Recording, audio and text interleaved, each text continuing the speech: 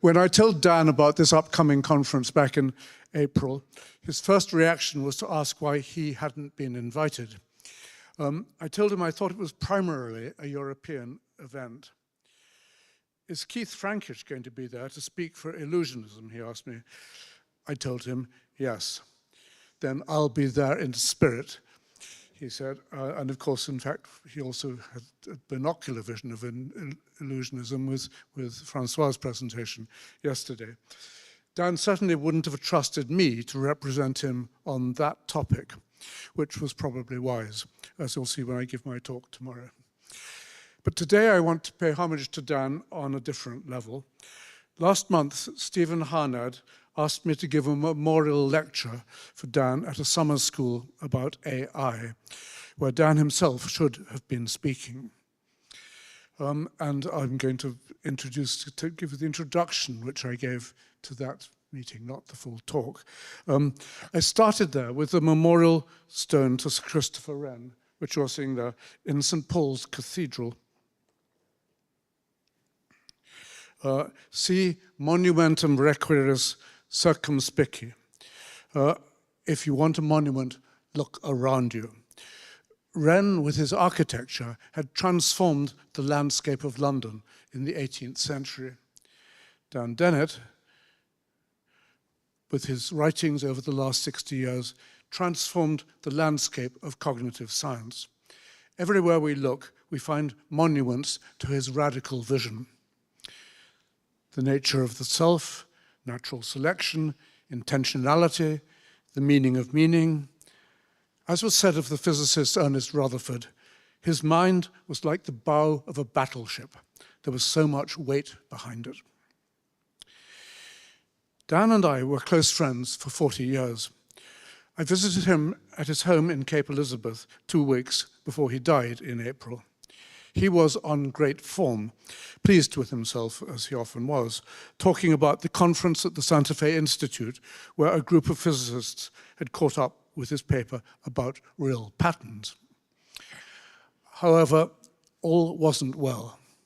2 days earlier, he had done a filmed interview for a documentary about consciousness, in which he was contemplative, wistful, in a way I'd never seen him, talking about the possibility of immortality.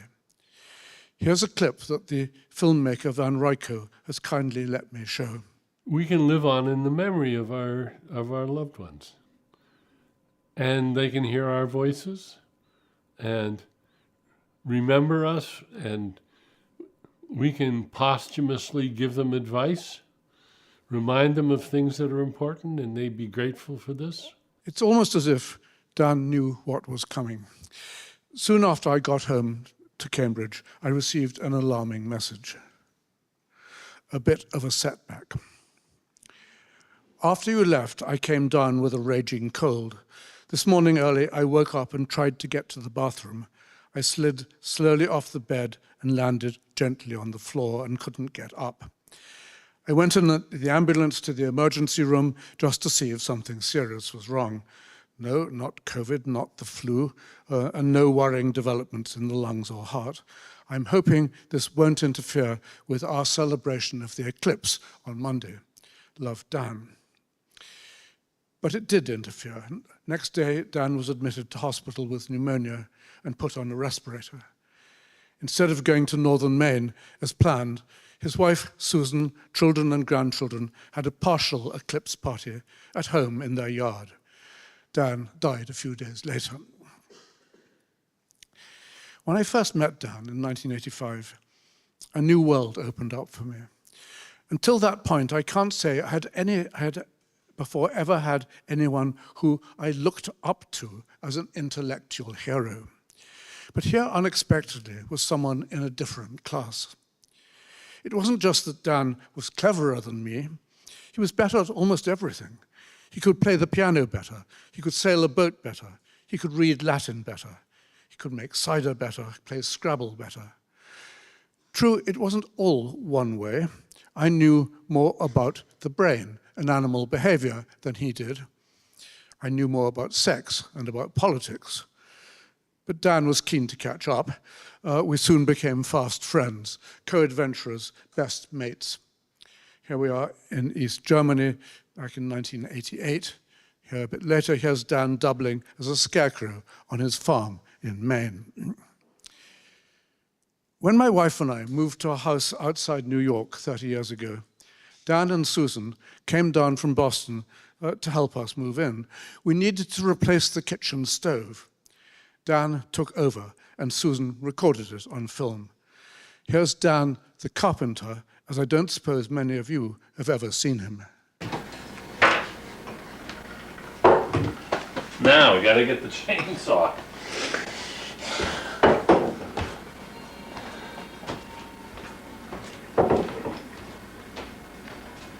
Move the drinks out of the way. Really? It's gonna be noisy and Put your earmuffs on. scary.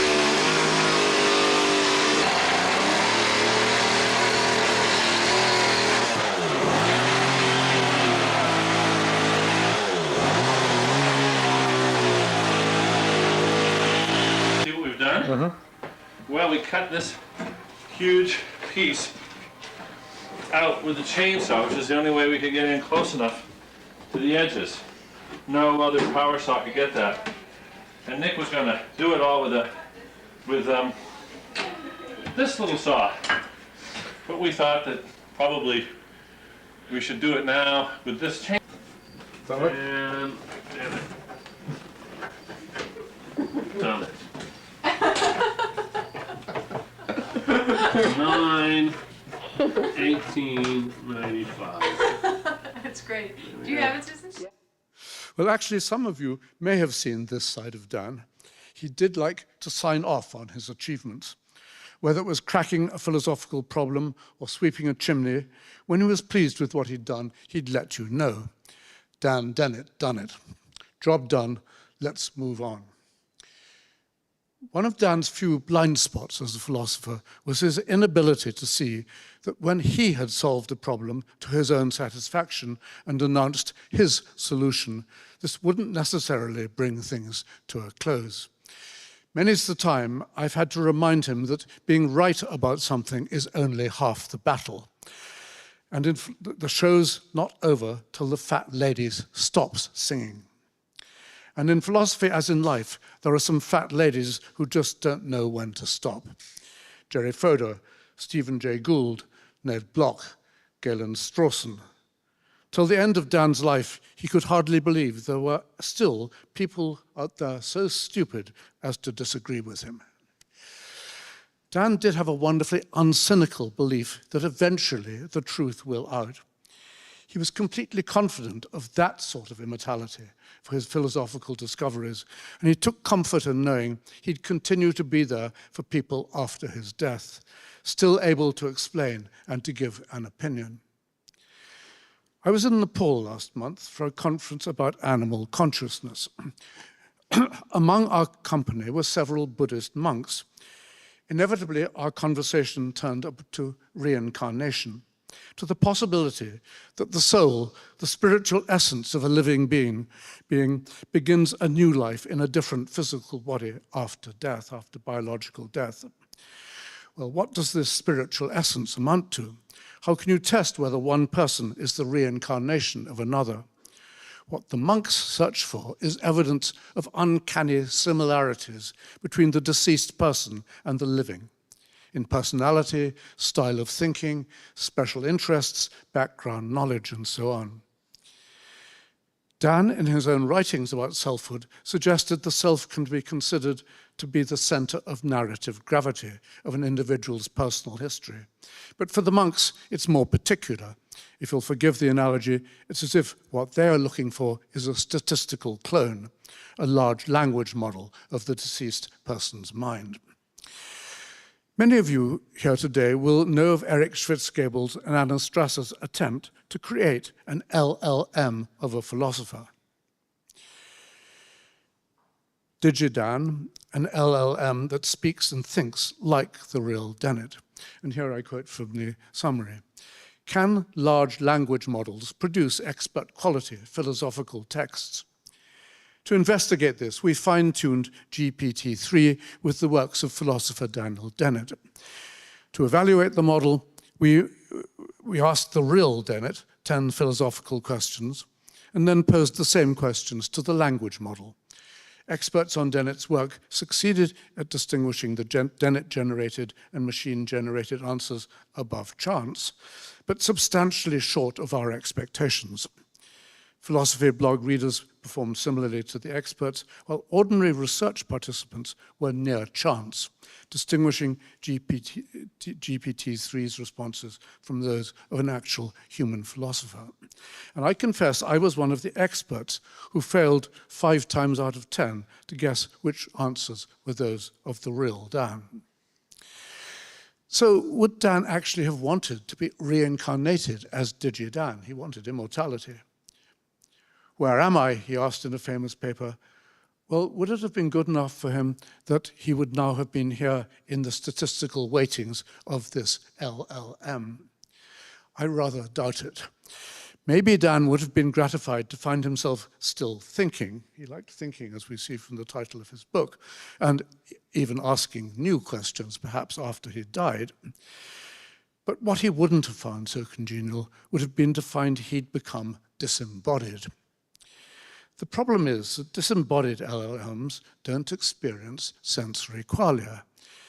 Digi-Dan wouldn't have even have had a beard to scratch. Yes, that's Dan in 1965 on The Road Not Taken, I mean, without a beard. The beautiful young woman in the picture is Susan, the road he did take. Dan made gallant efforts to banish qualia from philosophical discourse, but the fact is he remained an unashamed qualia lover in real life.